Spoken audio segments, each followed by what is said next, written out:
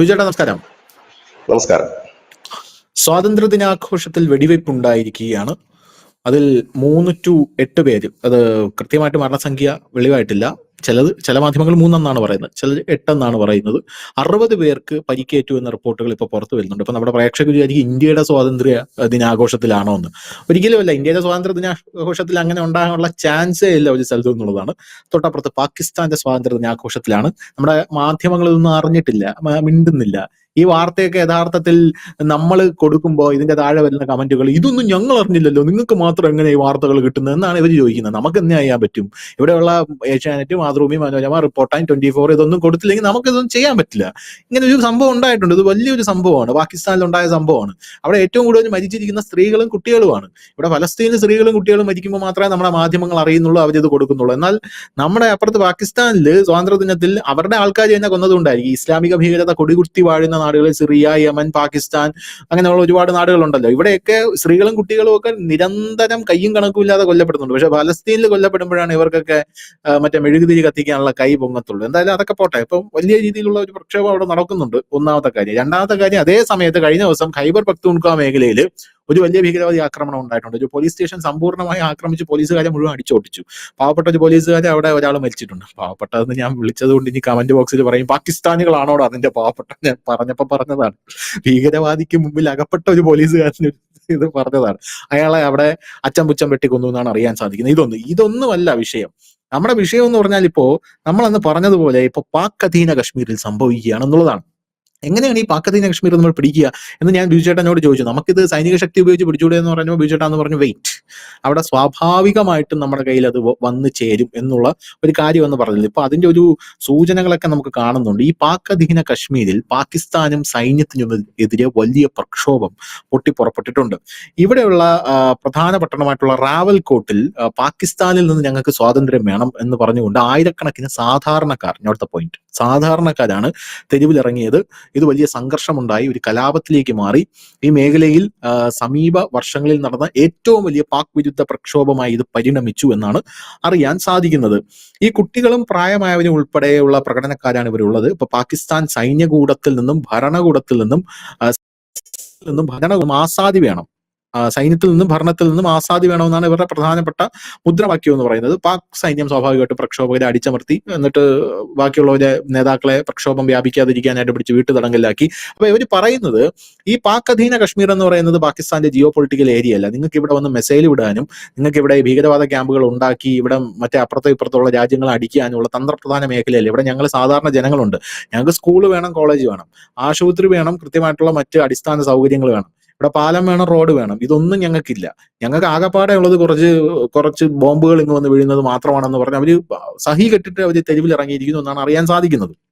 ഇനി അടുത്തൊരു കാര്യം, ഈ തെരുവിലിറങ്ങിയ ആൾക്കാർ പറയുന്ന ഒരു സംഭവം, ഈ പഞ്ചാബ് പ്രവിശ്യയിലേക്കും കറാച്ചിയിലേക്കും ഇവിടെയുള്ള ധാതുക്കൾ കൊള്ളയടിച്ചുകൊണ്ട് പോവുകയാണ്. അതായത് ബലൂചിസ്ഥാനിലുള്ള ആൾക്കാർ പറയുന്ന അതേ വാദമാണ്. അതായത് അവരുടെ മിനറൽസ് പാകിസ്ഥാൻ അങ്ങോട്ടേക്ക് കൊണ്ടുപോകുന്നു, പിന്നെ അമേരിക്കയ്ക്കും ചൈനയ്ക്കൊക്കെ തീരെഴുതി കൊടുക്കുന്നു എന്ന് പറയുന്നതില്ല. അപ്പോൾ ഈ പ്രക്ഷോഭം ഈ നേതാക്കളെ പിടിച്ച് അകത്തിട്ടപ്പോൾ ശമിക്കുമെന്ന് വിചാരിച്ചെങ്കിലും യഥാർത്ഥത്തിൽ ഇത് ഒരു വലിയ രീതിയിലുള്ള പ്രക്ഷോഭമായിട്ട് മാറുകയാണെങ്കിലും സ്വാഭാവികമായിട്ടുള്ള ഒരു പ്രക്ഷോഭം അവിടെ വരികയാണെന്നുള്ളതാണ് നമുക്ക് മനസ്സിലാക്കാൻ സാധിക്കുന്നത്. എന്താണ് ഇതിന്റെ ഒരു കലാശം? ഇത് പാകിസ്ഥാൻ അടിച്ചമർത്തുമോ? ഇന്ത്യ ഇതിനെ എങ്ങനെയായിരിക്കും നോക്കിക്കാണുന്നത്? യഥാർത്ഥത്തിൽ നമ്മൾ ആഗ്രഹിച്ച ഒരു സാധനമാണോ ഇപ്പൊ നടക്കുന്നത്?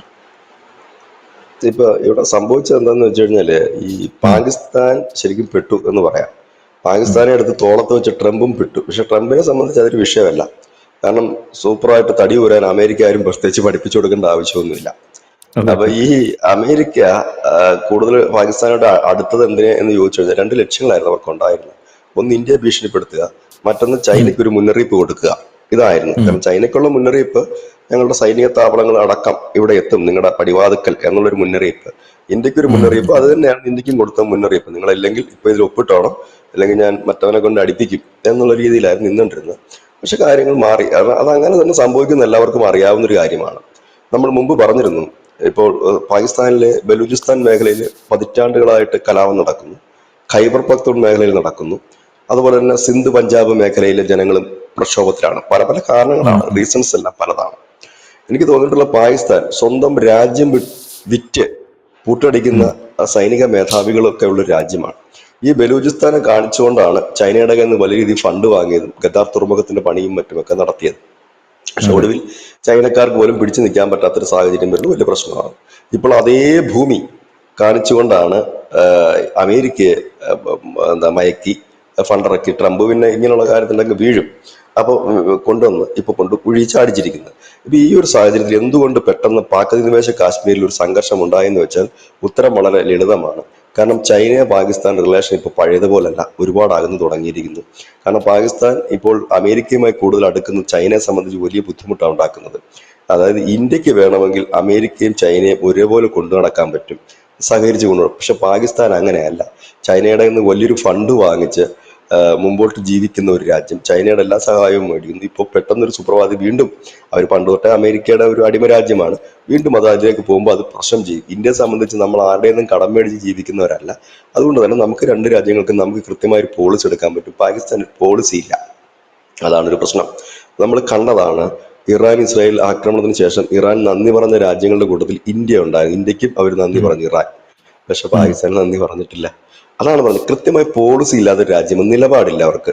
അപ്പൊ ഈ ഒരു സാഹചര്യത്തിൽ ചൈന വല്ലാതെ അകന്നിട്ടുണ്ട്. ചൈന അകലുന്നു എന്ന് പറയുമ്പോൾ അത് ഏറ്റവും എളുപ്പം ബാധിക്കുന്ന ഒരു പ്രദേശമാണ് ഈ ബാൾട്ടിസ്ഥാൻ, ഗിൽജിത്ത് അടക്കം വരുന്ന പാക് അധിനിവേശ കാശ്മീർ. കാരണം ചൈനയ്ക്ക് അവിടെ ചൈനയുടെ ബലത്തിലാണ് പാകിസ്ഥാൻ അവിടെ കൊണ്ട് സൈന്യത്തെ ഇറക്കിക്കൊണ്ട് ഇന്ത്യക്കെതിരെ പണി നടത്തിക്കൊണ്ടിരുന്നത്. ഇപ്പോൾ ഇന്ത്യയും ചൈനയും തമ്മിൽ കൂടുതൽ അടുക്കുമ്പോൾ സ്വാഭാവികമായി ചൈന അവിടെ ഒന്ന് ലൂസ് ചെയ്ത് കൊടുക്കും. കാരണം അവനത് വലിയ കെയറിങ് നടത്തില്ല. അങ്ങനെ വന്നു കഴിഞ്ഞാൽ ഉം. അവിടുത്തെ ഒരു ചെറിയ പ്രക്ഷോഭത്തിന് പോലും പാക് സൈനികരെ തുരത്താൻ കഴിയും. അവിടെ നിന്ന് നോക്കിക്കോ ധനുഷെ, അവിടുന്ന് തുടങ്ങി ഖൈബർ പഖ്തൂൺ മേഖല, ബലൂചിസ്ഥാൻ മേഖല അടക്കം ഒരു വലിയ പ്രദേശത്തേക്ക് കലാപം വന്നു. ഇപ്പോൾ പാക് അധിനിവേശ കാശ്മീരും ബലൂചിസ്ഥാനും താരതമ്യപ്പെടുത്താൻ കഴിയില്ല. കാരണം ബലൂചിസ്ഥാൻ അവർ പിടിച്ചെടുത്ത അവരുടേതെന്ന് പറയുന്ന ഒരു ഇടമാണെങ്കിൽ പാക് അധിനിവേശ കാശ്മീർ നഷ്ടപ്പെട്ടാലും അവർക്ക് വലിയ ടെൻഷനൊന്നുമില്ല പാകിസ്ഥാനെ സംബന്ധിച്ച്. കാരണം ഉം. അവിടുന്ന് വിൽക്കാൻ പറ്റുന്നതൊക്കെ മാക്സിമം അവർ നേരത്തെ വിറ്റു. ഇവിടെയും ഒരു വലിയ പണി കാണിച്ചിട്ടുണ്ട്. പാക് അധിനിവേശ കാശ്മീരിൽ പിടിച്ചെടുത്ത സമയത്ത് അവിടെ ഉണ്ടായിരുന്ന ജനങ്ങളുടെ വീടുകളും മറ്റുമൊക്കെ ഇവര് ചൈനയ്ക്ക് വിറ്റു. റിയൽ എസ്റ്റേറ്റ്, ചൈനയ്ക്ക് റിയൽ എസ്റ്റേറ്റ് ആണല്ലോ അവരുടെ പ്രധാനപ്പെട്ട ബിസിനസ്. അപ്പൊ ആ അതെ. റിയൽ എസ്റ്റേറ്റ് മാഫിയക്ക് ഈ വീടൊക്കെ വിറ്റ്. ഈ പാവങ്ങൾ ഇത് അറിഞ്ഞില്ല. ഒരു സുപ്രഭാതത്തിൽ അവിടുന്ന് ഈ ചൈനയുടെ ആളുകൾ നിന്ന് ഇറങ്ങിപ്പോകാൻ പറഞ്ഞപ്പോഴാണ് ഇവർ, അന്ന് തൊട്ടേ പ്രക്ഷോഭം തുടങ്ങിയതാണ്. പിന്നെ അനവധി ചെറുകിട വൈദ്യുത പദ്ധതികൾ, മിനി ഉം. ഇലക്ട്രോ പ്രൊജക്ടുകൾ ഈ പാക് അധിനിവേശ കാശ്മീരിലുണ്ട്. ഇതെല്ലാം നടത്തുന്നത് ചൈനയാണ്. ഏറ്റവും വലിയ രസം ഉം. എന്ന് ഉം. വെച്ചാൽ ഇവിടുന്ന് ഉൽപ്പാദിപ്പിക്കപ്പെടുന്ന കറണ്ട് പാകിസ്ഥാനിൽ കൊണ്ടുപോയി അവർ ഉപയോഗിക്കുന്നുണ്ട്. ഇതുങ്ങൾക്ക് 20 മണിക്കൂറൊക്കെയാണ് ലോഡ് ഷെഡിങ്, വലിയ രീതിയിലുള്ള ഉം. ചാർജാണ്.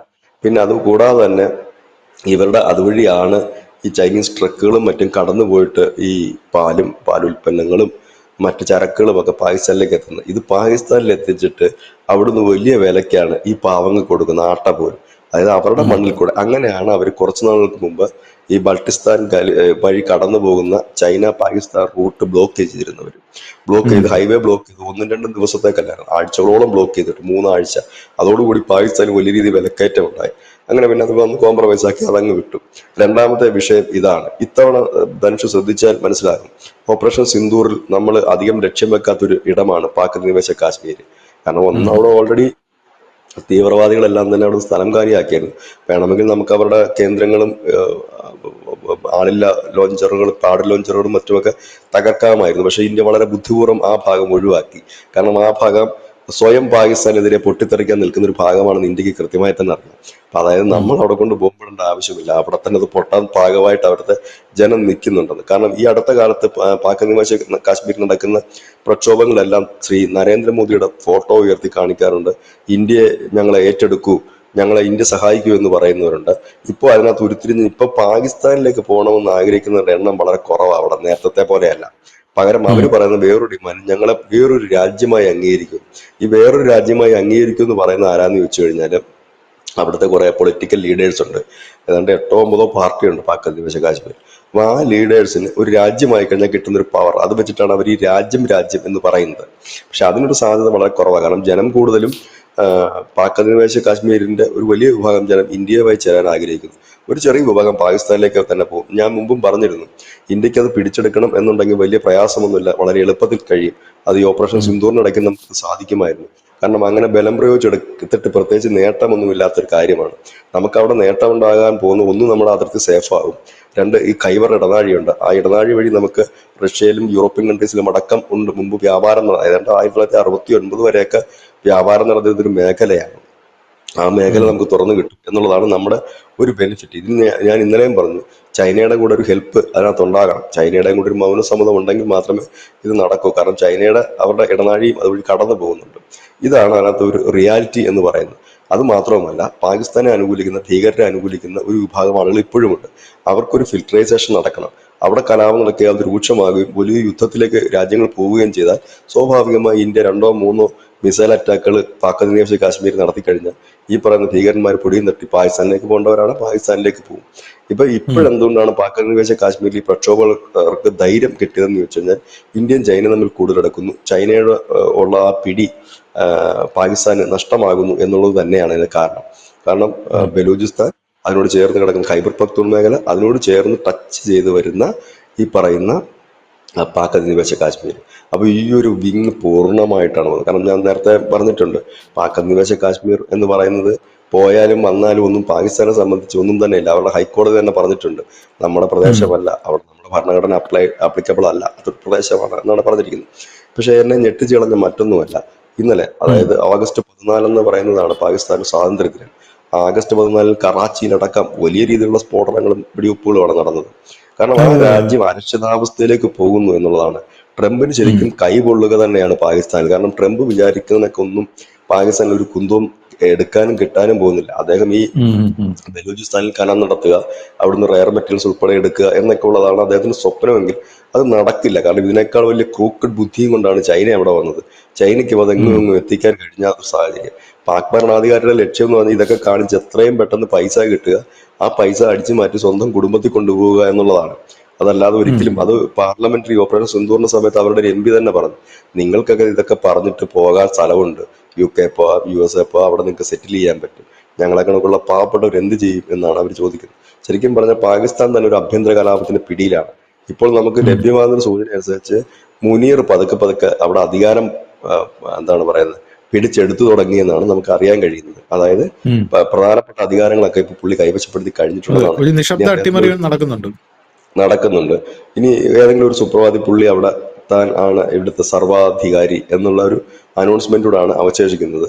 ഏതായാലും നമ്മുടെ അതിർത്തി ശാന്തമെന്നല്ല, ഒരു വലിയ യുദ്ധത്തിന് വേണ്ടി ഒരുങ്ങുന്നു നമ്മുടെ അതിർത്തിക്കപ്പുറവും എന്ന് തന്നെയാണ് ഇപ്പോൾ ഈ വാർത്തകളിൽ നിന്ന് നമുക്ക് മനസ്സിലാകാൻ കഴിയുന്നത്. കാരണം പാകിസ്ഥാൻ ഏതാണ്ട് അതിന്റെ പതനത്തിന്റെ വക്കിലേക്ക് നിൽക്കുന്നു. കാരണം ചൈനയെ കൂടെ ഇപ്പോൾ വെറുപ്പിച്ച് ഒരു സൈഡിലേക്ക് ആക്കി. കാരണം ചൈനയെ സംബന്ധിച്ച് ഒരുപാട് പണം ഇപ്പോൾ പാകിസ്ഥാനിൽ നിന്ന് തിരിച്ച് കിട്ടാനുമുണ്ട്. അതിൻ്റെ ഇടയ്ക്കാണ് ഈ അമേരിക്കയുടെ ഒരു കടന്നുവരവും ഒക്കെ ഉള്ളത്.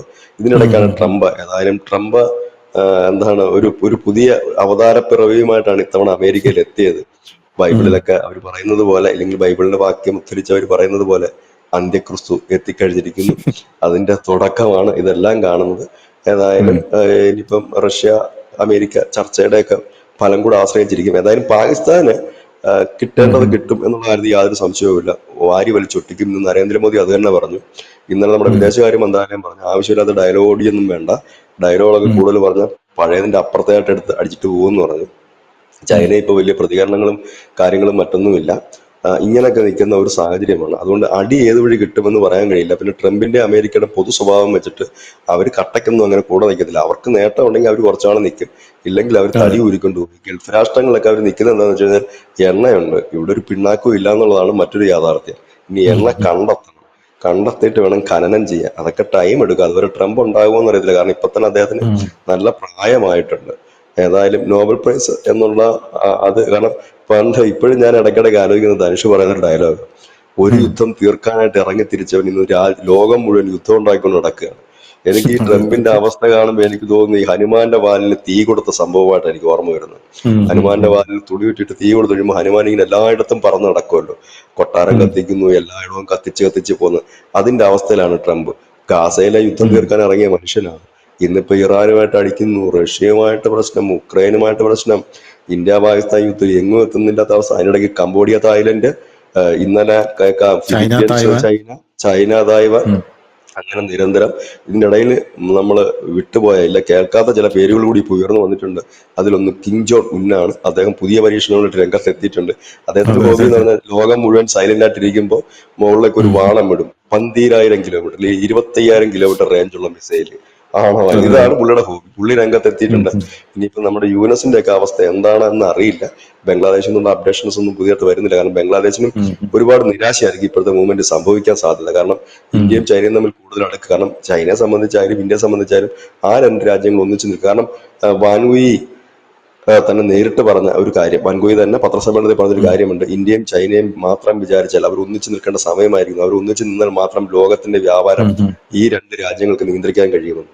അവിടേക്ക് ഇനി ഉം. ബംഗ്ലാദേശും ഒക്കെ എങ്ങനെ പോകുന്നു എന്നറിയില്ല. പിന്നെ എല്ലാവരും പറയുന്നതൊക്കെ ചൈനയെ നമ്പരുത് എന്ന് പറഞ്ഞാൽ ചൈനയെ മാത്രമല്ല അമേരിക്കൻ നമ്പരുത് എന്നുള്ള പാഠം ഇന്ത്യക്കാർക്കും അറിയാം, ഉം. ഇന്ത്യൻ ഉം. ഭരണാധികാരികൾക്കും അറിയാം.